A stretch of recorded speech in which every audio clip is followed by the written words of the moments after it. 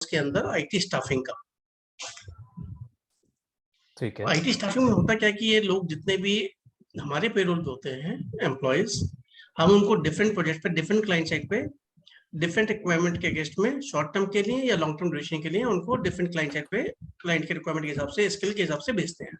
ठीक है, डन। तो जो क्लाइंट से बिलिंग होती है वो हमारी आईटी कॉन्स की कंपनी की होती है, जो एम्प्लॉयज को सैलरी दी जाती है वो आईटी कॉन्स से दी जाती हैं। तो जो बिलिंग और जो सैलरी का डिफरेंशियल है डेल्टा, वो आईटी कॉन्स का मार्जिन निकल के आता है। ठीक है। और आपने एक लीडर बनने के लिए क्या किया? लाइक आपने ये डिसाइड कैसे किया कि आप इस इंडस्ट्री में जाना चाहते हैं और इस इंडस्ट्री का एक लीडर बनना चाहते हैं? तो बेसिकली जिस समय मैंने एमबीए किया था, तो एमबीए के बाद से नासी मुंजी से करने के बाद में फाइनेंस विद इंटरनेशनल मार्केटिंग में, तो मैंने आई हैड बीन, मतलब मैं कई सारी जगह पे, जैसे सिटी ग्रुप में एज ए सीटीओ रहा, उससे पहले इंटरनेशनल प्रोजेक्ट मैनेजर रहा सीएससी के साथ में। तो वहाँ पे ये हायरिंग वाला पार्ट जो है, रोजाना हायरिंग और रोजाना नए बंदों से इंटरेक्शन और नया बंदों को इंटरव्यूज देके उनको डिफरेंट प्रोजेक्ट पे डालना, वो anyway part of the job था। ठीक अब है। वो जो जॉब का पार्ट था, तो हम दूसरे लोगों के लिए कर रहे थे, तो बस एक दिन ये था कि हमें समथिंग अपने लिए बिजनेस शुरू करना है। और क्योंकि उस चीज का एक्सपीरियंस था कि स्टाफ एम्प्लॉयज कैसे किए जाते हैं और क्लाइंट रिलेशनशिप भी थी, तो वहां से वो स्टाफिंग का बिजनेस पार्ट शुरू हुआ। ठीक है। अ, अब थोड़ा सा मुद्दे की बात पे आते हैं, जो कि है आप रिस्क कैसे मैनेज करते हैं। चाहे वो आपके क्लाइंट के लिए रिस्क हो, मान लीजिए आपके एम्प्लॉयज की तरफ से, या मान लीजिए जो आपकी कंपनी में इंटरनल ऑपरेशंस में रिस्क होते हैं, तो आप रिस्क मैनेज कैसे करते हैं? तो जो इंडस्ट्री स्पेसिफिक, एक तो हो गया कि मार्केट के सिचुएशन के हिसाब से जो रिस्क हैं, जैसे कोविड आया तो किसी को नहीं पता था कि क्या होगा। बिल्कुल। एक हो गया industry specific risk. Industry specific risk को डील करने का तरीका अलग है, और मार्केट की जो सडन वॉलेटिलिटी की वजह से जो रिस्क आते हैं उनको डील करने का तरीका अलग है। ठीक रिस्क, है। अब हम बात करें अपने वाले बिजनेस में, हमारे वाले बिजनेस में रिस्क क्या है कि हमारा रेवेन्यू प्रोजेक्शन जो साल का है, सपोज हमने कहा कि $10 मिलियन होना चाहिए था, बट बिकॉज वो किसके ऊपर डिपेंडेंट है कि हमारे उतने बंदे स्टाफ एम्प्लॉयज लगने चाहिए। हमारी डिपेंडेंसी किस पे? क्लाइंट पे। यदि क्लाइंट का बिजनेस कम होगा तो हमारा बिजनेस ऑटोमेटिकली कम होगा। तो उसको मिटिगेट करने के लिए मल्टीपल क्लाइंट्स, एक सारे एग्स एक बास्केट में न रख के, एक क्लाइंट के ऊपर डिपेंडेंसी ना रखे, मल्टीपल क्लाइंट पे डिस्ट्रीब्यूट करें। जो रेवेन्यू है और जो मार्जिन है, एक क्लाइंट पे हो सकता है मार्जिन 3% का हो, एक पे 30% का हो। ठीक है। तो जो एवरेज निकालना है अगर 10% का या 8% का, तो 30% वाला जो मार्जिन वाले हैं वहां पे नंबर ऑफ पीपल कम होंगे, और जो इधर जो 3% वाला है उधर नंबर ऑफ पीपल ज्यादा होंगे। ठीक तो है। इनमें इक्वेशन लाना, बैलेंसिंग लेके आना, ये एक रेगुलर वर्क रहता है। अच्छा, ठीक है। इंडस्ट्री में अगर कभी स्लो डाउन आया, मतलब क्लाइंट साइड पे, तो आप अचानक से कोरोना आया, कोरोना की वजह से मैन पावर कुछ डाउन हुई, तो वो जो बिजनेस रिस्क है उसका मिटिगेशन पहले से तैयारी नहीं की जा सकती है। उसका mitigation on the fly decisions लेके, ऑन द फ्लाई नए हायरिंग करके, इस तरीके से मिटिगेट किया था। तो इंडस्ट्री स्पेसिफिक, मतलब रिस्क तो बिजनेस में बहुत सारे हैं, फाइनेंशियल वाले पार्ट से लेके आपके मैन पावर, सारा कुछ मैन पावर डिवन है। तो मैन पावर वाला पार्ट सबसे बड़ा रिस्क है कि क्लाइंट साइड से मैन पावर की रिक्वायरमेंट कम हो जाए, या फिर हमारे यहाँ पे इंटरनल बंदे ना ज्वाइन करें, या कुछ बंदे रिजाइन कर जाएं, जिसकी वजह से जो हमारा रेवेन्यू आना चाहिए था उतना रेवेन्यू ना आ पाए। ठीक है। ठीक है, मैं समझ रहा हूँ। ये जो रिस्क हैं जो आपने बताए, तो जितना मैं समझ पा रहा हूँ, आप कह रहे हैं कि पहले तो डाइवर्सिफाई करना चाहिए, आपको अलग अलग क्लाइंट से डील करना चाहिए जिनमें रिस्क के परसेंटेजेस अलग अलग रहेंगे। आप मान लीजिए एक मैनेजर हायर कर रहे हैं, या आप मान लीजिए अपने में ही ऐसी क्या क्वालिटी देखते हैं जो आपको लगता है कि आपको मदद करती है रिस्क को बहुत आसानी से हैंडल करने में? Business and delivery. ठीक है। हमारे जो बिजनेस है उसमें दो ही चीजें हैं, बिजनेस में नए क्लाइंट का लेके आना, डिलीवरी में रिक्रूटमेंट टाइमली करके और क्लाइंट को बिल कर देना। यदि ये इक्वेशन सही चलती है, तो जो तो आपका बिजनेस वाले रिस्क मिटिगेट होने शुरू हो जाते हैं। ओके। अब अगर क्लाइंट की रिक्वायरमेंट फ्लो सही से आ रहा है, जो उसका काम, वो बंदे का काम है, सेल्स वाले बंदे का, सेल्स एंड मार्केटिंग वाले बंदे का, जो क्लाइंट से जाता है, नई रिक्वायरमेंट्स लेके आता है, नई पोजीशन लेके आता है, और जो डिलीवरी टीम है इसको दे दी जाती है। डिलीवरी टीम का काम है रिक्रूटमेंट, सर्च करना, रिक्रूटमेंट करना, क्लाइंट साइड पर डिप्लॉय करना टाइमली, ताकि बिलिंग टाइमली हो सके और टाइमली उनके मार्जिन आ सकें। तो ठीक ये है। इक्वेशन लाने के लिए हमारे को किस तरीके के क्लाइंट आ रहे हैं, किस तरीके की पोजीशंस आ रही हैं, किस तरीके के स्किल सेट आ रहे हैं, उसी तरीके के स्किल सेट के हमारी मैनेजर्स, उसी तरीके के टीम लीड्स, उसी तरीके की रिक्रूटमेंट टीम को हायर करना है कंटिन्यूअसली। ठीक है। ये एक ठीक प्रोसेस। है। अगला क्वेश्चन मेरा ये है आपसे, आपने बताया आप क्लाइंट्स लाते हैं या मान लीजिए आपके मैनेजर्स लाते हैं, तो क्लाइंट लाते समय क्या आप इस चीज पे ज्यादा आपका ध्यान रहता है कि उनमें रिस्क कम हो, या इस चीज पे ज्यादा ध्यान रहता है कि उनसे ज्यादा बेनिफिट मिलेगा? दोनों चीजों पे रहता है कि दोनों चीजों एक्सपोजर, पे। अगर छोटा क्लाइंट है तो उस पर ज्यादा बड़ा एक्सपोजर नहीं दे सकते, क्योंकि बिलिंग अगर हमने ज्यादा की करी, क्योंकि salary at the end of the day हम पे कर रहे हैं। ठीक है। हमारी जो सर्विस इंडस्ट्री है इसके अंदर एसेट नहीं है, इसके अंदर बेसिकली इसके अंदर कोई फिजिकल एसेट्स नहीं है। इसके अंदर जो बिलिंग कर रहे हैं, यदि आपकी वो बिलिंग रियलाइज नहीं होगी तो वो आपका बैड डेट्स में चला जाएगा। ठीक है। तो इसको करने के लिए आपको ये भी देख के चलना पड़ता है कि क्लाइंट के जो प्रोफाइल है वो किस तरीके का है, उसका पेमेंट साइकिल किस तरीके का है, उसका जो पिछला बैकग्राउंड है। यदि उसने 50 बंदे हमसे हायर कर लिए, उसके पैसे देगा भी नहीं देगा, या फिर उसके पैसे वहां से बंदे 3 महीने तक टिकेंगे नहीं टिकेंगे जब तक कि हमारा रेवेन्यू एक्रिव हो जाए। ठीक क्योंकि है। उसमें भी रिप्लेसमेंट क्लॉज होती है, अगर रिप्लेसमेंट क्लॉज से पहले बंदा छोड़ के चला जाता है तो अपने बंदे कितने भी लगा दे कोई फायदा नहीं होगा, कि बिलिंग नहीं होगी। ठीक है। बड़े क्लाइंट के साथ में ये प्रॉब्लम नहीं आती है, बट बड़े क्लाइंट के साथ में मार्जिन कम होता है, बड़े क्लाइंट के साथ में एक्सपोजर ज्यादा दे दिया जाता है, फाइनेंशियल एक्सपोजर, और छोटे क्लाइंट के साथ में फाइनेंशियल एक्सपोजर कम किया जाता है। समझ गया। आपकी बात बिल्कुल सेंसिबल है। अब जब हम रिस्क की बात कर रहे हैं और उसे असेस करने की बात कर रहे हैं, तो मैं आपसे सिंपली पूछना चाहूंगा कि आपके लिए रिस्क असेस करना, पता लगाना, इवैल्यूएट करना, आपको वो ज्यादा डिफिकल्ट ऑफ अ टास्क लगता है, या जो रिस्क एक बार आ गया है उससे डील करना ज्यादा इजी लगता है डे टू डे में? एसेस करना ज्यादा डिफिकल्ट नहीं होता, because that's a part of the profile. Client कितनी इंडस्ट्री में होने के बाद ये पता है कि कौन क्लाइंट कितना बड़ा रिस्क है, बस कितना बड़ा हमें रिस्क दे सकता है, नहीं दे सकता।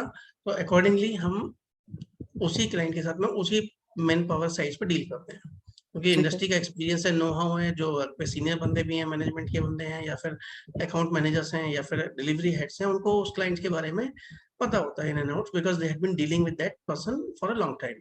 तो ये जो आपके अकाउंट मैनेजर्स हैं, आपने कभी बाहर से थर्ड पार्टीज को यूज किया है रिस्क मैनेजमेंट के लिए, जैसे कंसल्टेंट हो गए या जैसे अकाउंट मैनेजर आपने बताया? हाँ, तो हमारे इसमें जो इंटरनल, क्योंकि अब हम लोग पब्लिक भी जा रहे हैं, तो इंटरनल ऑडिटर एक सेपरेट टर्मिनोलॉजी है, सेपरेट टीम है जो आपके प्रोसेस को डिफाइन करने के लिए, रिस्क को, और जो इवन जो आपके आज की डेट में जो बैलेंस शीट है उसके अंदर सारे फैक्टर्स कैलकुलेट होते हैं कि किस चीज पे कितना एक्सपेंसेस जा रहा है, किस चीज पे क्या चीज होती है, वो सारे एक्सपेंसेस और रिस्क वाले पार्ट उनमें रहते हैं। ठीक है। ठीक है। अब हम रिस्क से थोड़ा सा हटके आपसे लीडरशिप के बारे में एक दो सवाल करते हैं।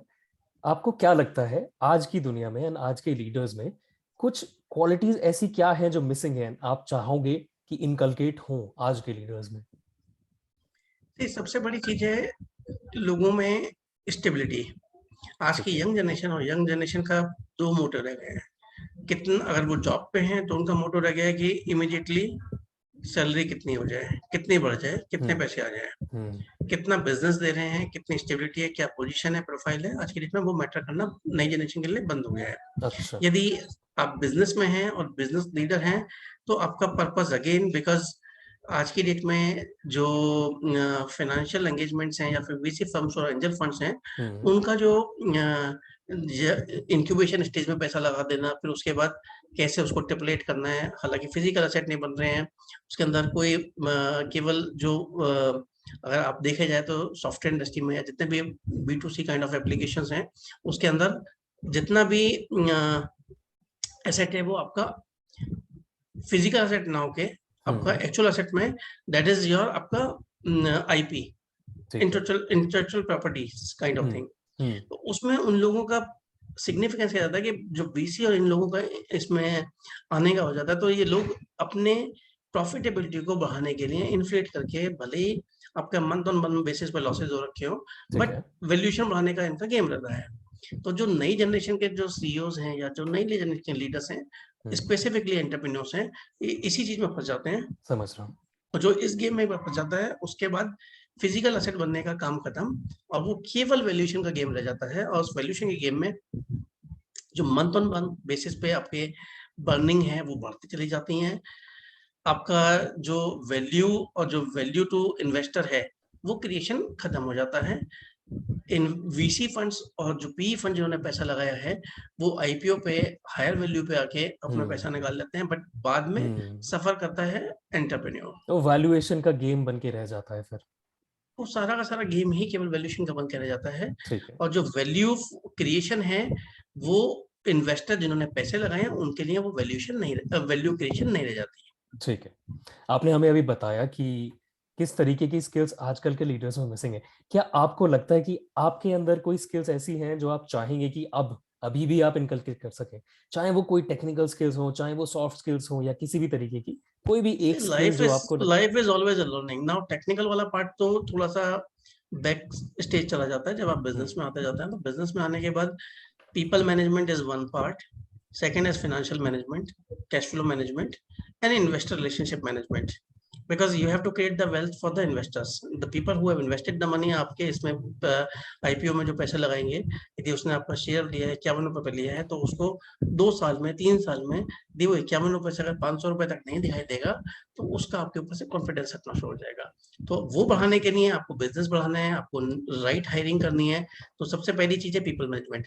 तो right set of the people, hiring of the right set of the people is the key, because हमारे वाले बिजनेस के अंदर right side of the people जो बिजनेस ला सके और डिलीवर कर सके, इनको यदि आपने सही टाइम पे सही जगह पे हायर कर लिया तो आपका जो बिजनेस का जो वैल्यू वॉल्यूम है वो बढ़ना शुरू हो जाएगा। राइट, इसी सेकंड चीज है कि एक्विजिशन एंड आपके अमलगामेशन और द मर्जर्स। राइट टाइम पे अगर आपको एक चीज हो गई हॉरिजॉन्टल आपके राइजिंग और एक हो गया वर्टिकल वर्टिकल राइजिंग। तो वर्टिकल राइजिंग में यदि आप अपने से अपने बराबर के बिजनेस को अपने साथ मिला के रेवेन्यू और आपके प्रॉफिट मार्जिन को डबल करते जा रहे हैं तो आपका जो वैल्यू क्रिएशन है फॉर इन्वेस्टर्स वो बढ़ना शुरू हो जाएगा। केवल हायरिंग को आप सोचे कि मैं कंटिन्यूसली हॉरिजॉन्टल वे में डालता जाऊंगा तो जो साल भर में ईयर ऑन ईयर बेसिस पे आपको जो प्रॉफिट मार्जिन दिखाने हैं, आपको ईयर ऑन ईयर बेसिस पे जो टॉप लाइन लेके आनी है वो नहीं अचीव हो पाएंगी। तो वहां पे आपके दोनों चीजों का मिक्स है। उसमें दोनों चीजों के अंदर यही है कि फाइनेंशियल डिसीजंस मतलब आपके फाइनेंशियल एक्यूमन, एंड दूसरा चीज है आपका right people hiring means people management. दोनों चीजें। ठीक है, आपने अभी हमें बताया कि people management and technical and financial knowledge होना दोनों ही इंपॉर्टेंट है। क्या आप इसे एक परसेंटेज दे सकते हैं कि जो आपकी हार्ड स्किल है वर्सेस आपकी जो सॉफ्ट स्किल है, कितना परसेंट इंपॉर्टेंट है लीडर के लिए, या आप कहना चाहेंगे कि 50-50 इंपॉर्टेंट है? ये दोनों सॉफ्ट स्किल्स इनमें से कोई भी नहीं है, दोनों चीजें ये हार्ड स्किल्स हैं। ठीक है। पीपल मैनेजमेंट इज और hiring is not a soft skill, it is a hard skill because for any entrepreneur there are three things which are important. One is the people management, आपको अपने से ऊपर senior बंदे भी higher करने हैं but उनसे आपको काम निकलवाना, आपको काम कराना आना चाहिए। आपको उनसे जो आप you can not be the master of their skills. अगर उन लोगों का एक्सपीरियंस ही उसी हायरिंग में है तो they are the masters on their field but still they will be reporting to you. तो उनसे किस चीज पे कैसे कन्फ्रंट करना है उनके टर्मिनोलॉजी के हिसाब से, दैट इज वन पार्ट। दूसरा चीज है सेल्स एंड मार्केटिंग। आपको अगर जब तक सेल्स एंड मार्केटिंग की इक्वेशन ही नहीं पता होंगे कि हाँ मुझे धंधा कैसे लेके आना है, बिजनेस कैसे लेके आना है, बिजनेस कहाँ से कैसे बढ़ाना है, किस तरीके के बंदों को हायर करना है उस चीज को करने के लिए, अचीव करने के लिए, तब तक आप उस चीज को मिस करेंगे। क्लाइंट से बात करके क्लाइंट से बिजनेस लेके आना। Third one is the financial part. Financial में आपको cash flow management, month on month basis पे पॉजिटिव होना, कैश पॉजिटिव होना ताकि आप कैश क्राइसिस में ना फंसे। और उसके बाद ये इंश्योर करना कि जो प्रॉफिटेबिलिटी रेशियोज हैं और जो प्रॉफिटेबिलिटी है वो मेंटेन होनी चाहिए और मैनेज होनी चाहिए और वो ईयर ऑन ईयर बेसिस पे बढ़नी चाहिए। ठीक है, ठीक है। तो इस सेशन का मैं आपसे आखिरी सवाल पूछना चाहूंगा। हमने लीडर्स की स्किल्स की बात करी अभी तक। आपको क्या लगता है कि एक लीडर की स्किल उसके एम्प्लॉइज की एफिशिएंसी को कितना इफेक्ट करती है? बहुत ज्यादा, because it's a top down approach. आप अगर डिमोटिवेटेड हैं एज ए लीडर तो आपके एम्प्लॉयज भी डिमोटिवेटेड होंगे। यदि आपके पास सोल्यूशन, उनको कोई चैलेंजेस आते हैं, कोई प्रॉब्लम्स आती हैं और आपके पास सोल्यूशन नहीं है तो they are the one who are looking at you कि आप उनको सोल्यूशन दे पाएंगे। यदि आपके पास सोल्यूशन नहीं है तो आप सोल्यूशन नहीं दे पाएंगे, प्रोडक्टिविटी विल गेट हैम्पर्ड। यदि वो प्रोडक्टिविटी हैम्पर होगी तो ऑटोमेटिकली रेवेन्यू लॉसेज होंगे, आपके जो टारगेट्स हैं वो अचीव नहीं हो पाएंगे और जो ओवरऑल बिजनेस का जो सिनेरियो है वो ड्रेन आउट हो जाएगा। तो जो बिजनेस हेड है या जो लीडर है उसके जितनी भी क्वालिटीज हैं, चाहे वो पीपल मैनेजमेंट से रिलेटेड हो, चाहे उनके सॉफ्ट स्किल्स हो, चाहे हार्ड स्किल्स हो, उसी लैंग्वेज में कन्फ्रंट करना, उसी तरीके से बात करना। आप फाइनेंस बंदे के साथ में बात करें तो फाइनेंशियल टर्म में बात करनी है, रिक्रूटमेंट वाले बंदे से बात करें तो रिक्रूटमेंट के स्टाइल में बात करनी है, नंबर्स में बात करनी है, एचआर के साथ में बात करें तो प्रोसेस पॉलिसीज के बारे में बात करनी है, सेल्स मार्केटिंग वाले के साथ बात करो तो नंबर्स गेम्स के बारे में बात करनी है, ओपन रेक्स के बारे में बात करनी है, अकाउंटिंग के बारे में बात करो तो बैलेंस शीट के बारे में बात करनी है, यदि आप सीएस से बात कर रहे हो तो आपको कंपनी सेक्रेटरी के जो टास्क है उनके बारे में बात करनी है। तो यहाँ पे ये सारा का सारा मैनेजमेंट बहुत ज्यादा इंपॉर्टेंट है। आपको नॉलेज, आपको हर चीज की इन डेप्थ भी होनी जरूरी है, और आपको ऐसा भी होना जरूरी है कि आपको पूरा ओवरऑल सिनेरियो बिजनेस का पता है, तभी आप बिजनेस लीडर बन सकते हैं। अदरवाइज ठीक आप है। एक छोटे से साइलो में अगर रह जाएंगे तो आप उसी बिजनेस लीडर ना बन के, फिर आप ऑर्गेनाइजेशन लेवल पे बिजनेस लीडर ना बन के, आप केवल उसी बिजनेस को चलाने के लिए, उस पर्पस के लिए आप मैनेजर बन सकते हैं, आप लीडर नहीं बन सकते हैं। ठीक है गौरव जी। फिनिशिंग नोट में मैं कहना चाहूँगा कि शुक्रिया आपकी ये थॉट्स और आपकी एडवाइसेस के लिए। एंड आपके जैसे सीईओ और एक बिजनेस लीडर से बात करके आई थिंक हमें काफ़ी फ़ायदा मिलेगा। शुक्रिया यहाँ आने के लिए। Thank you Ayush, and good luck, all the best. Thank you.